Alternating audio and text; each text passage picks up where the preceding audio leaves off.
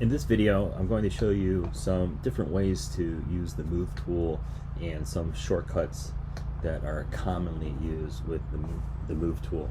So for this example, I'm going to go into my image here and maybe focus on the statue. So I'm going to create a quick selection of the statue. I'll use the object selection tool and I will just make a selection around the statue itself. And actually I'm going to do that one more time, is getting the box in the statue. Oh, let's see. So there you go. It got the statue that time. And what I'm going to do is duplicate this onto a new layer. A quick shortcut to duplicate a selection to a new layer is Command J on a Mac or Control J on a PC. So I'm going to hit Command J on a Mac here. So I have this statue on a new layer, isolated all by itself. So I'm going to use the Move tool, and I'm going to show you a couple things you can do with the Move tool.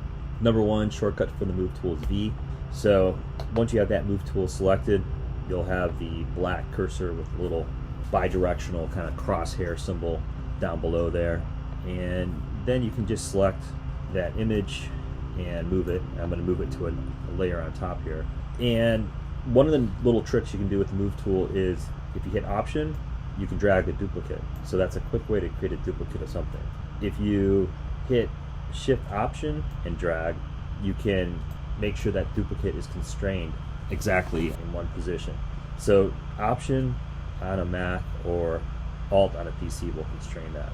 And then if you have the Move tool selected, you're going to have some options in the control bar on top.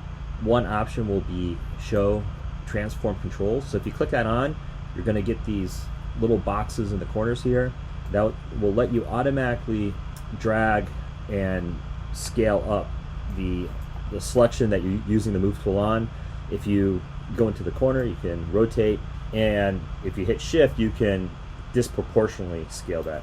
So by default, the Move tool has some transform capabilities built into it. Another thing to be aware of is if you have auto select turned on, whenever you click on a layer that has an object in it, some pixels in it, it's going to select that layer automatically. So that's with auto select turned on. I like to keep auto select turned off. And if it's turned off, what you can do is you can command click, and command clicking is the equivalent to using auto select. So on a Mac it's command, on a PC it'll be control, and you can command click to control the selection with the Move tool. So those are a few basic features with the Move tool: using Option or Alt to duplicate something, turning on Show Transform Controls if you want to scale, or pressing Auto Select if you want to automatically select something. But like I said, I like to turn Auto Select off. Finally, if you're using the Move tool and you want to transform something without having the Show Transform Controls turned on, you can hit Command T or Control T, and that will actually change the control menu on top, the context menu, into the transform options. And here you can change your width and your height, your rotation, and the location of where that artwork is at by adding in the information directly into this horizontal bar on top.